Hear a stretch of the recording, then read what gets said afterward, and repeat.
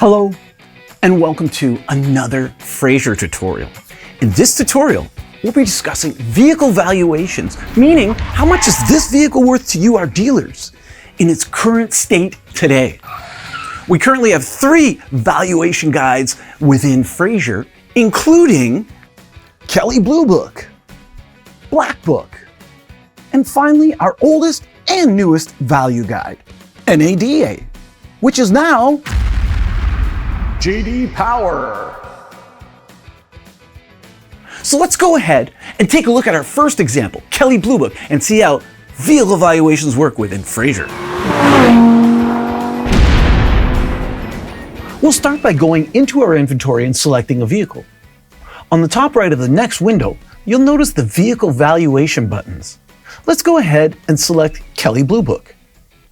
When the Kelley Blue Book window appears, you'll need to enter a bit more information before you can get the vehicle's latest values. Note, not all vehicles have a trim drop-down, so don't panic if you don't see it. When those details have been selected, you'll then be presented with a list of options that you can toggle on and off by double-clicking on them. I know that this red Sonata doesn't have a sunroof, so let's reflect that by making sure red is set to yes and that the sunroof is set to no. Once we have entered all the vehicle's information, we can go ahead and click the Get Current Values button.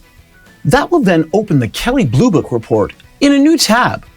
This report will return such things as general information about the vehicle, as well as the current values the vehicle is worth, whether that be retail, used, lending, trade-in, or auction.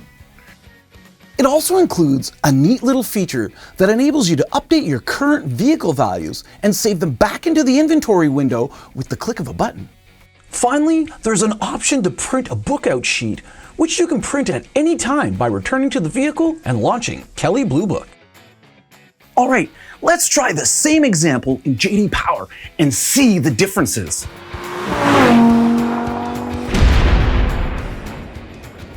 So much like Kelley Blue Book, when both trim and condition are selected, optional equipment will appear. But note the size of the list returned. It is considerably smaller. It also includes details about how much extra a vehicle is worth if they have certain options. So let's get the current value of the vehicle without the infinity stereo system. Now, let's go back and add that killer sound system and then get the current values. Notice the increase in the value between the two?